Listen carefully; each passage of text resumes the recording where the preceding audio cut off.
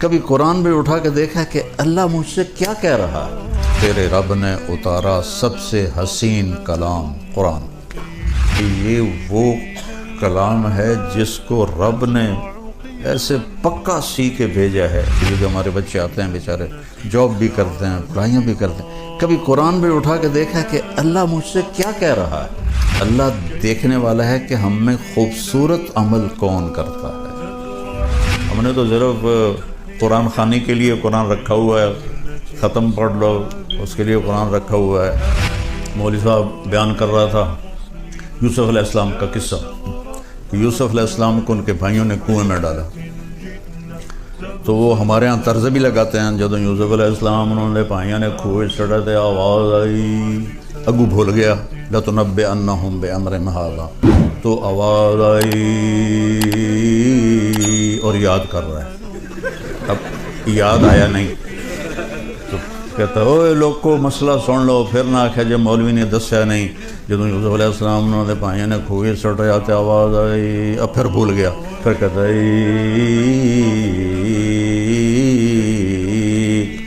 پھر یاد نہیں آیا. ذائقہ جو ہوں نہ دسیا تو میں نے لتر پہن گئے. اوے سن لو مسئلہ غور نال سن لو, قرآن بیان کر رہے ہیں, کوئی میں کوئی خبراں نہیں سنا رہا. جب یوسف علیہ السلام انہوں نے بھائیوں نے کھوئے چڑھے تھے, آواز آئی کڑم, آواز آئی کڑم. یہ تو قرآن کے ساتھ ہو. آپ کو بتایا کہ کہنے والا کون ہے اور کتاب کون سی ہے. ہم نے تو صرف قرآن خوانی کے لیے قرآن رکھا ہوا ہے, ختم پڑھ لو اس کے لیے قرآن رکھا ہوا ہے. اور ہمارے بیچارے قرآن جیسا مظلوم کم از کم بر صغیر میں تو شاید ہی کہیں ہو, بالکل ان پڑھ خطیب بن کے بیٹھے تقریریں کر رہے ہوتے ہیں. مولوی صاحب بیان کر رہا تھا یوسف علیہ السلام کا قصہ کہ یوسف علیہ السلام کو ان کے بھائیوں نے کنویں میں ڈالا. تو وہ ہمارے ہاں طرز بھی لگاتے ہیں, جب یوسف علیہ السلام انہوں نے بھائیوں نے کنویں چڑھے تھے, آواز آئی, اگو بھول گیا لَتُنَبِّئَنَّهُمْ بِأَمْرِهِمْ هَٰذَا, تو آواز آئی اور یاد کر رہا ہے. اب یاد آیا نہیں تو کہتا ہے اوے لوگ کو مسئلہ سن لو, پھر نہ آکھے جب مولوی نے دسیا نہیں. جب یوسف علیہ السلام انہوں نے بھائیوں نے کھوئے چڑھ رہے آتے آواز آئی, اب پھر بھول گیا. پھر کہتا ہے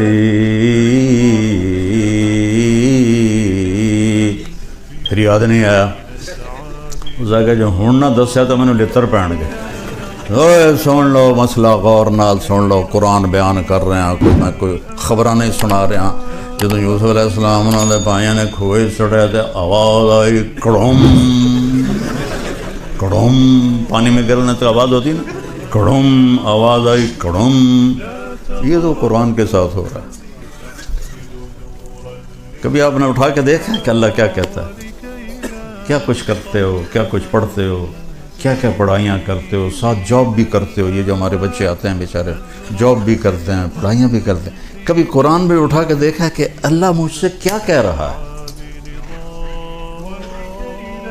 تو اللہ تعالیٰ نے کہا ہے کہ لِيَبْلُوَكُمْ أَيُّكُمْ أَحْسَنُ عَمَلًا, میں تمہیں آزما رہا ہوں. تم نے مر کے میرے پاس آنا ہے, تم میں سب سے خوبصورت عمل کون کرتا ہے. یہ نہیں کہا تم میں زیادہ عمل کون کرتا ہے, تم میں خوبصورت زیادہ خوبصورت عمل کون کرتا ہے. صحابہ اتنے عبادت گزار نہیں تھے جتنے تابعین تھے. صحابہ کا اتنا علم نہیں تھا جتنا تابعین کا تھا. حضرت خالد بن ولید جیسی شخصیت فجر کی نماز پڑھائی, تھوڑا سا قرآن ایک جگہ سے پڑھا, تھوڑا سا ایک جگہ سے, تھوڑا سا ایک جگہ سے, اس طرح کر کے فجر کی نماز پوری کی. اور سلام پھیر کر کہنے لگے بھائی جہاد نے مجھے قرآن بھی نہ سیکھنے دیا.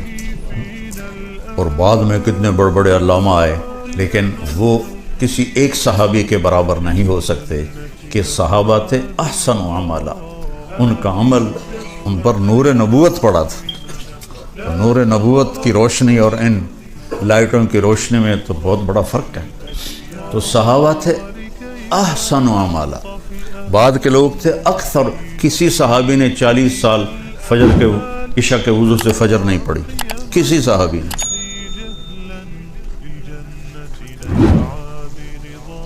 تابعین کتنے ہیں جنہوں نے جو عشاء کے وضو سے فجر کی نمازیں پڑھی؟ تو اللہ تعالیٰ ہمیں ہمارا پیپر ہو رہا ہے تو میں خلاصہ کر کے بتا رہا ہوں کہ ہم میں سے زیادہ خوبصورت عمل کون کرتا ہے۔ ایک واقعہ سناتا ہوں۔ تبوک کے موقع پر آپ نے فرمایا چندہ اکٹھا کرو۔ حضرت عثمان رضی اللہ تعالیٰ عنہ نے 10,000 سپاہیوں کا کھانا پینا انتظام کیا اور 300 دینار اوپر دیے۔ تو ہمارے نبی ایسے آپ کے دیناروں کو ایسے ان سے کھیل رہے تھے اور فرما رہے تھے ما علی عثمان اللہ یعمل بعد، عثمان آج کے بعد تو کچھ بھی نہ کر، تیری جنت واجب ہوگی۔ عبد الرحمن بن عوف اپنا سارا مال اٹھا کے لے کر آئے اور پورا مال صدقہ کر دیا۔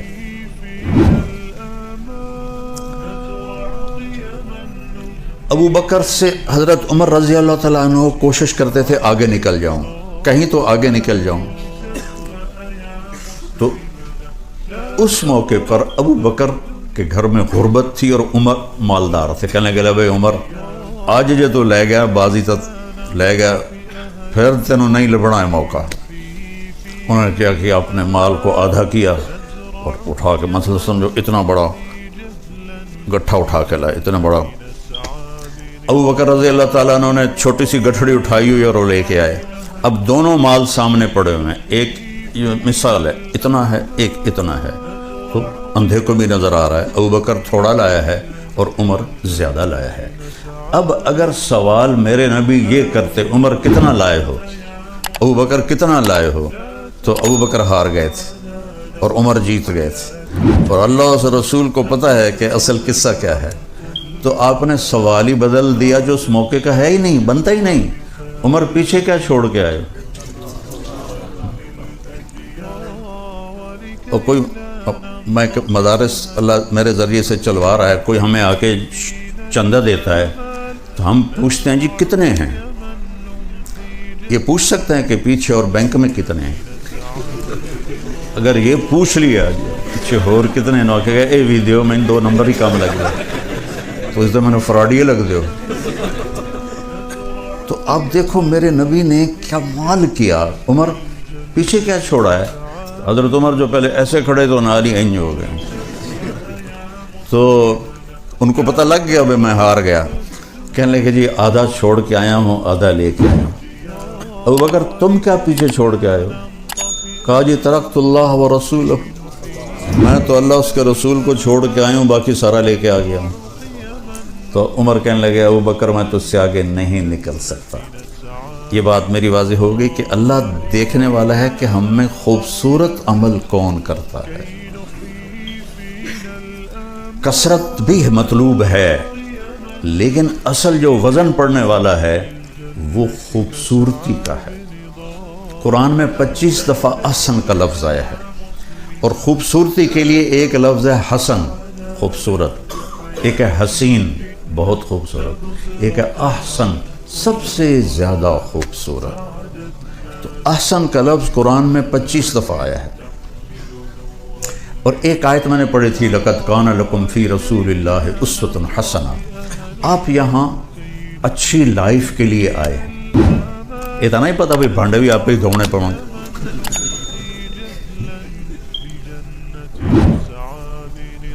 لائف خوبصورت ہو، وہ کپڑے گاڑی پیسے کے ساتھ اس کا کوئی تعلق نہیں، کیونکہ زندگی اندر ہے باہر نہیں ہے۔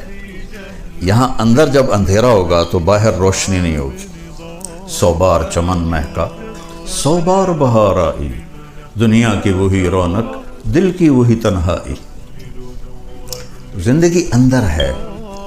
تو میرے نبی نے فرمایا اگر اپنی زندگی خوبصورت بنانا چاہتے ہو تو مالدار ہونا شرط نہیں، سید قریشی ہونا شرط نہیں، انگلینڈ امریکہ میں رہنا شرط نہیں، غریب ہونا شرط نہیں، بادشاہ ہونا شرط نہیں ہے۔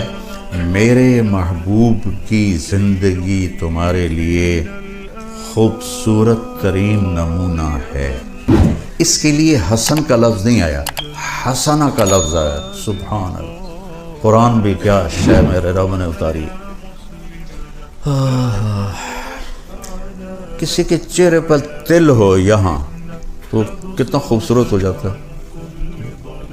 ہماری فیملی میں ایک بچی تھی، اس کے چہرے پر تل تھا، تو اس کی خالہ کی بیٹی تھی، اس کے چہرے پر نہیں تھا. کہتی پتر اے میری بیٹی دی گال دینا، اپنی گال میں لا دے، شاید یہ بھی تل آ جائے. تو چہرے کا وہ تل جو پورے چہرے کو حسین بنا دیتا ہے، اسے عربی میں حسنہ کہتے ہیں. حسنہ، حسن. یہی ہم سے منگوایا قرآن میں، ربنا آتنا فی الدنیا حسنا نہیں کہا، حسنتاً فی الآخرۃ حسنتاً وقنا عذاب النار. کہ زندگی کو اگر خوبصورت بنانا ہے تو اپنے نبی کی طریقے پر آ جاؤ. مجھ سے ایک آدمی کہنے لگا آپ کو کون سا شاعر پسند ہے؟ میں نے کہا اقبال. کہنے لگا اس کے اشعار میں سب سے اعلیٰ شعر کون سا ہے آپ کے نزدیک؟ میں نے کہا کہ محمد سے وفاتوں نے تو ہم تیرے ہیں، یہ جہاں چیز ہے کیا لوح و قلم تیرے ہیں. تو حسنا، اگر لائف اتنی خوبصورت بنانا چاہتے ہو کہ لوگ بھی دیکھ کر ان کو مزہ، یار کیا خوبصورت لائف ہے، تو میرے نبی کی غلامی میں آؤ، میرے نبی کے طریقے پر آؤ، تو تم چہرے کا تل بن جاؤ گے لوگوں میں، ایسے حسین پرکشش بن جاؤ گے. اللہ اپنے بارے میں کہتا ہے فتبارک اللہ احسن الخالقین. چند مثالیں دے دیتا ہوں. لفظ احسن، سب سے اعلیٰ حسین خالق ہے اللہ. ومن احسن من اللہ حکما لقوم یؤمنون، سب سے خوبصورت فیصلہ کرنے والا ہے اللہ. اللہ اپنے بارے میں کہہ رہا ہے. صبغۃ اللہ، ومن احسن من اللہ صبغہ، تیرے رب کا رنگ، اس سے حسین رنگ اور کس کا ہو سکتا ہے؟ محمد مصطفیٰ صلی اللہ علیہ وسلم کی طرف اشارہ ہے. اللہ احسن، اللہ نے اپنے نبی کو کہا احسن، پھر کہا اللہ نزل احسن الحدیث، تیرے رب نے اتارا سب سے حسین کلام قرآن.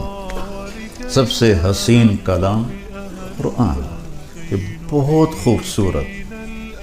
حضرت عثمان رضی اللہ عنہ فرمایا کرتے تھے کہ لوگوں کو قرآن کا پتہ چل جائے تو زندگی بھر قرآن سے آنکھیں نہ ہٹائیں، نظریں نہ ہٹائیں.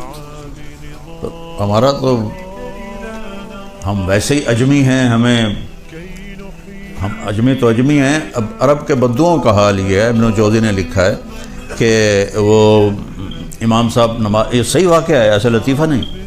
امام نماز پڑھا رہا تھا تو انہوں نے سورہ نوح شروع کی، انا ارسلنا نوحا الی قومہ، تو آگے بھول گئے، تو پھر انہوں نے دوبارہ دہرایا انا ارسلنا نوحا الی قومہ، کسی نے لقمہ بھی نہیں دیا، وہ پھر بھول گئے. پھر تیسری دفعہ پڑھا انا انزلنا نوحا الی قومہ.